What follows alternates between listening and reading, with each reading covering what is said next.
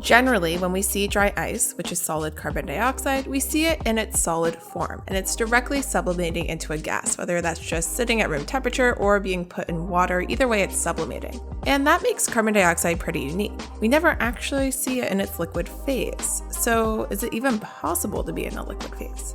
Well, let's see.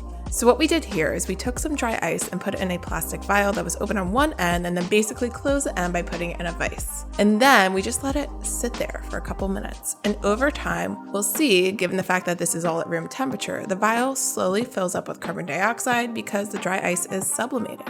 And that gas, in turn, makes the pressure inside the vial really high, up to about 9 times the amount that we would see at normal atmospheric pressure. Eventually, there's so much pressure inside the vial that the carbon dioxide liquefies.